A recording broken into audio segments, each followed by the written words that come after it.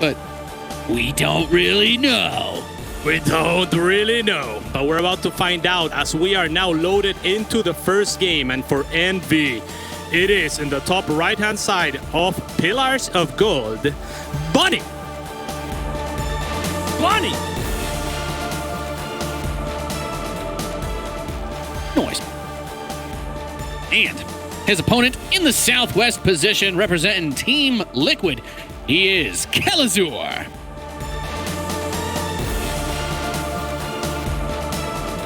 One and only Diego Schwima, o mais right. grande do Brasil. That's right. He is. You want to know why this map is so unbalanced, though, Cats? Do tell.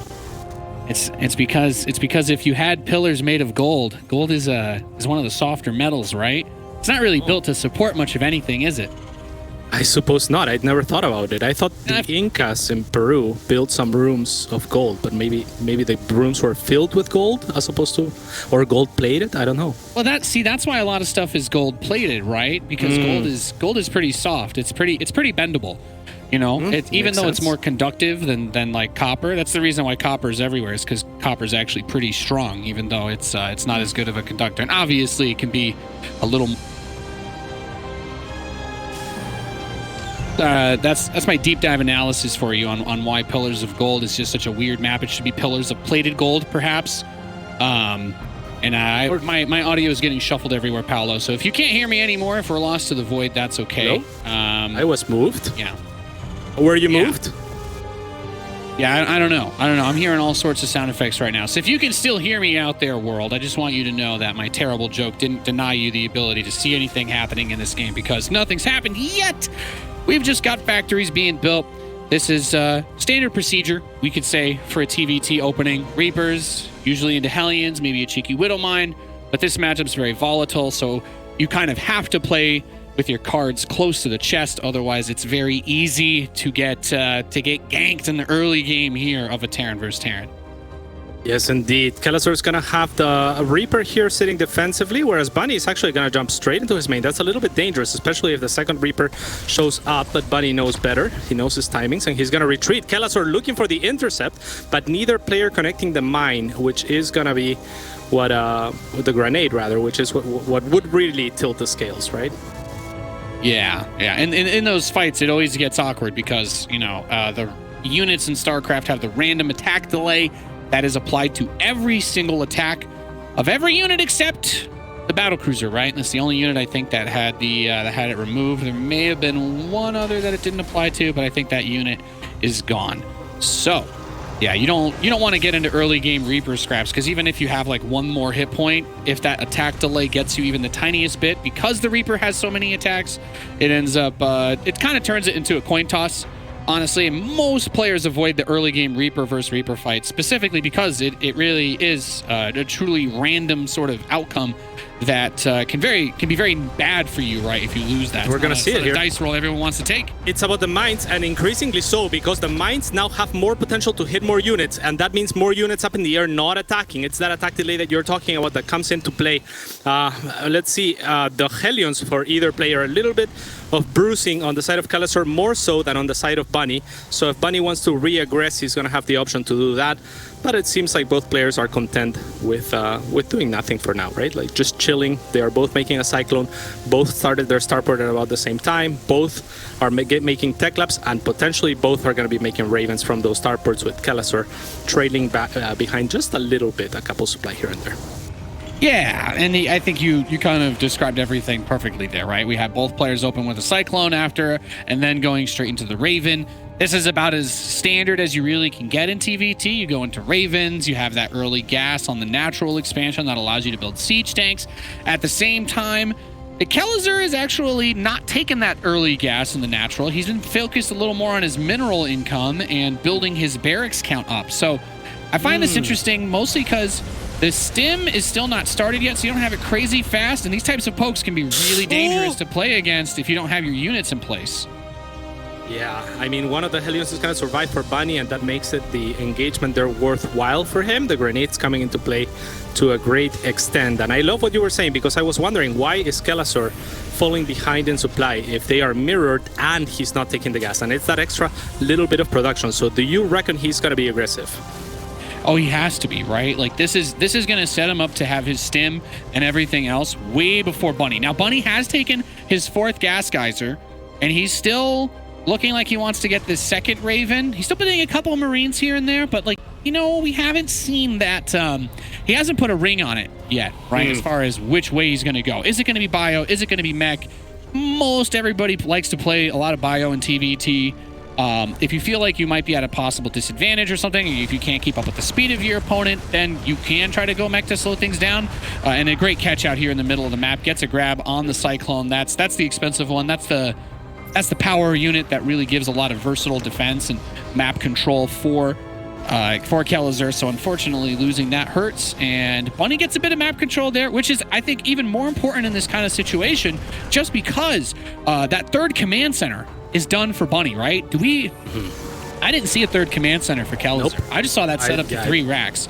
So I think we're about to see Diego slam the pedal down, Paolo.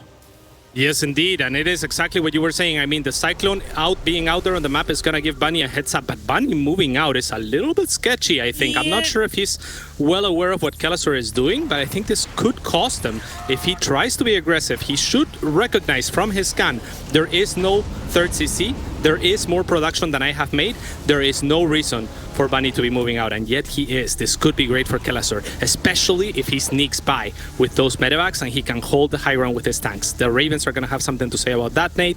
I'm not sure how this is going to pan out, but I'm excited to see.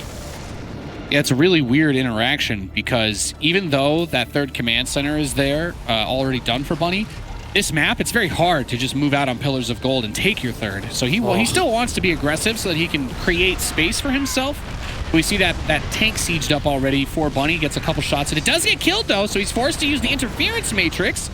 And then one is thrown in turn back because there's 3 tanks. Even though there's very little hit points, there's still 3 tanks there. There was a siege tank inside of the main of Bunny. SCVs had to be pulled to deal with the attack, but he loses a couple of workers, cleans it up. Most important thing, though, even though he lost a few SCVs, he still has to deal with the siege that's here, and Bunny did not lose any of the tanks, so he should take some pretty heavy losses dislodging this attack, and his own 3rd was canceled.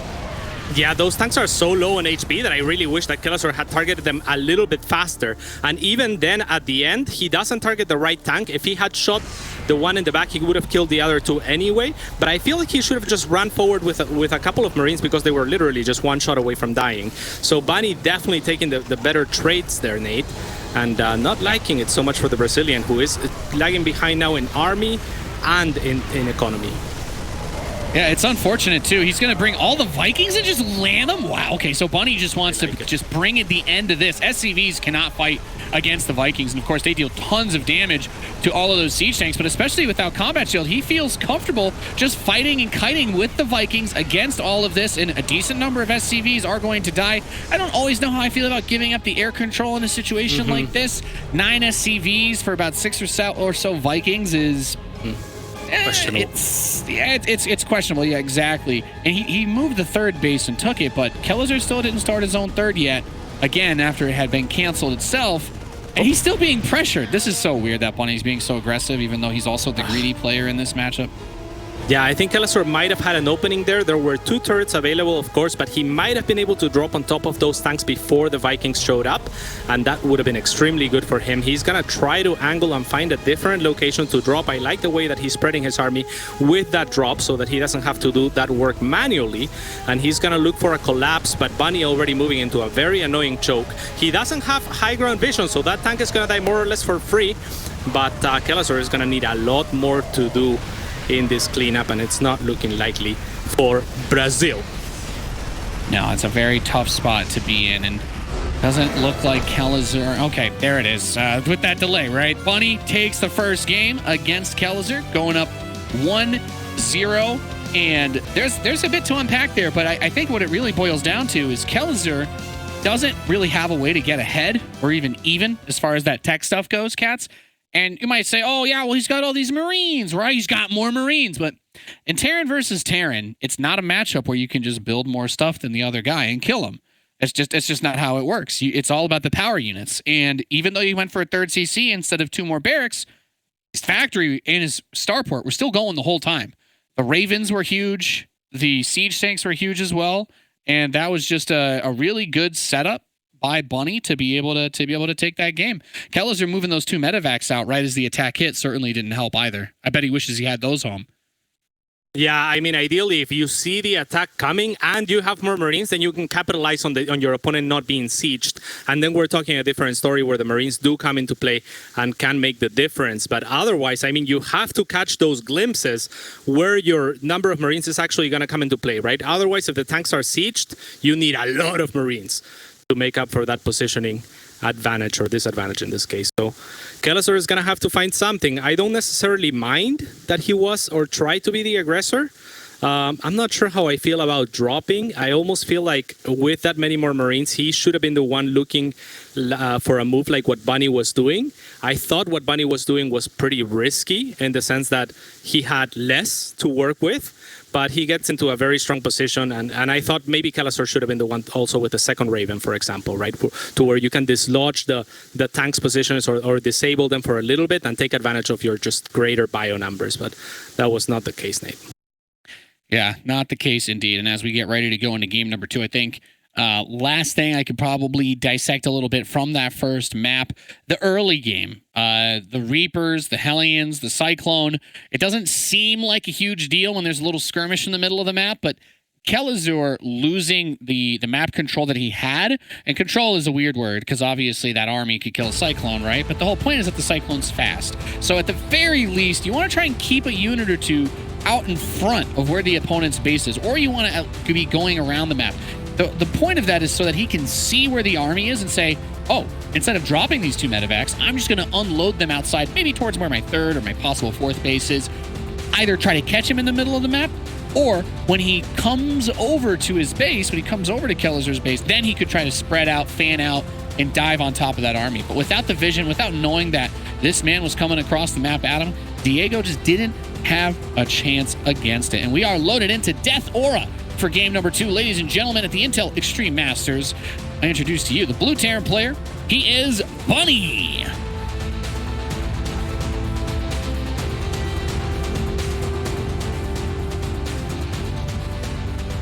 And in the bottom right-hand side, the man, the myth, the legend, do Brasil. It is for Team Liquid, Kelazhur.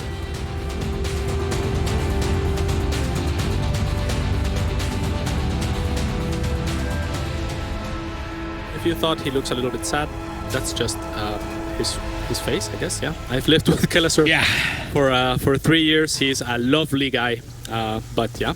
I'll tell you doesn't what, usually look anything but peaceful. He's always at peace. I was gonna say, Paolo, as a fellow sufferer of RBF, you know, there's millions of us out there. I legally can't explain what it is to you right now. All I can say is, you know, it's a terrible condition that afflicts many of us, kind souls, and just makes us look angry or upset, regardless of situation. I'm personally a big fan of wearing sunglasses for that reason. I think it lightens. I've seen it. Just a is little that what bit. it is? Yeah. Yeah, that's a part of it. That's a part of it, Cats, because otherwise I have to force myself to make an expression. I'm one of those weird animals that I don't smile unless something makes me smile. I don't know. I guess I'm a psychopath maybe, but yeah. There are ways to mitigate RBF, but we haven't found a cure just yet. I feel like everyone is that type of animal that doesn't smile unless something makes them smile. That's not always true. Have you met Rotterdam? That guy's always cheerful.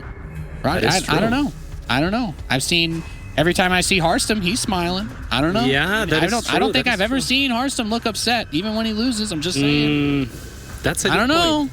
Maybe it That's just takes less to make them smile, but there's still a trigger, right? Well, I guess maybe that's my problem, Cats, is my cynicism. It can't penetrate the thick layer of apathy or whatever it is to get that reaction.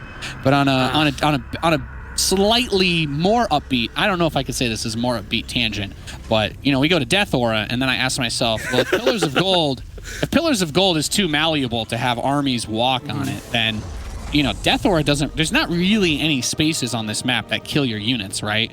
Yeah. So this one is also a little bit of like marketing play.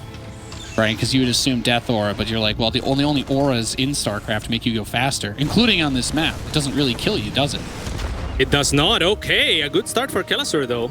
Not the aura killing stuff, but a good positioning instead. I guess the Death Aura is the thing that is just under your CC in the main, right? Like that's the Death Aura, because it's not in any other map. I don't know why it's there, to be honest. It's one of my least favorite features. Aesthetically, I think it looks awful, but you know, maybe that's took us in a direction I wasn't expecting. I appreciate that. I appreciate that. Starports are coming together. We have those natural command centers getting set up now. Finally. I was just gonna say that it might have just been a dark nod to the acceleration zones, right, Cats? How does the speed zone work? Does everything in it happen at normal speed, but perceptibly to us on the outside it looks fast? Or is it some other sort of magic, right? Because for all we know, a Marine that goes in, he might come out faster, but he may have lived the same amount of time, even though we perceived it as slower. So he could be like, you know, older than all of the other Marines, even if he was made more recently. I'm just saying. Time is relative, and the Death Aura. Yeah, the Death Aura could, or in this case, the acceleration zones, they could very well operate as a white hole, I think is what you're describing. Yeah. Whereas a black hole would be where where time slows down. The old, I guess, auras. You could live longer. You could live longer if you were in the slow zone. Oh, certainly, yeah. The slow zones, yeah. They removed those. Now we know why Tasteless was such a fan of them. He's the, there you go. He just lived his entire life in the slow zone. What a guy. Whatever works. All right, well, mirror builds here, Nate. I'm enjoying this, and you know, Kelazhur really has to represent. He's the Latin American representative here. Of course, Special is already waiting in the group stages, and he has a tough group ahead of him. So, you know, Latin America is behind Diego here. I am hoping for him to pull through. He has had so much TVT practice against Special, but he usually does not come out on top. Yeah, and that is strange. That is strange to me. Maybe not that he has some difficulty versus Special, but when I look at a series like this, I feel like as much as people want to count out the not tournament winning non-Korean players, but I mean, as you said, he gets a lot of practice against Special, who is legitimately known as one of the best TVT players in the world. You know, he's no doubt. Special is known for regularly getting his big upsets, or especially historically, his biggest upsets have been against Korean Terran players, because his TVT is really sharp, because he spends a lot of time practicing there, and obviously he's friends with those guys. So a bit of that has to rub off on Kelazhur's TVT, other matchups, right? Surely. I mean, TY, who is Special's mentor, more or less, perhaps the best TVT player to have ever played. So, yeah, you're definitely onto something. And to that note, I think that it's important to mention that I think that Special, when it comes to macro, is one of the more solid Terran players, right, in the matchup. But Bunny tends to be a little bit more aggressive than Special is, so I think he might meet Kelazhur where Kelazhur can shine. Kelazhur shines usually in situations like the one that he just did not shine in, right? I was ready for him to pick off a tank and be like, yeah, this is what he does. But no, his Cyclone will fall. And yeah, I mean, he's going to have to look for this aggression and look for the mid-game oriented timings and see if he can find something against Bunny. I think he can. Gotta believe. Yeah, I think that's going to be what we keep our eyes on, because if there's one thing I think we can say about Diego is he does love to bring the heat. In his earlier series this morning, or I guess, I don't know, like 3 a.m. or whatever it was for me now, he had a pretty quick, it was a pretty quick 2-0. His first match win, if I recall correctly. He brought that pressure, and he brought it quick, and he's going for it right now. But these Marines stimming with no combat shield, Cats. They get one tapped by those siege tanks.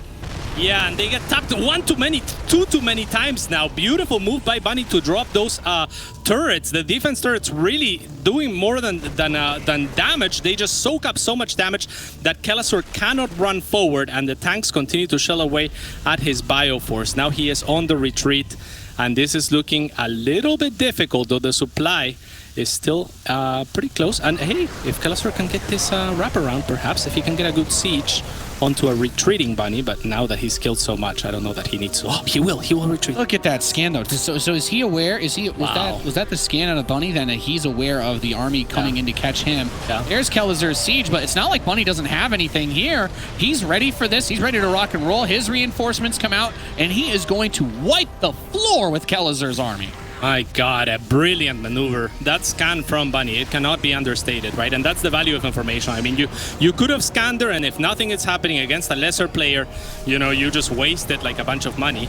But against a player like Kelazhur, he's going to be looking for those opportunities to punish the aggression, and rightly so. Bunny uses his scan perfectly, and now he is in just a dominant position against the Brazilian Terran.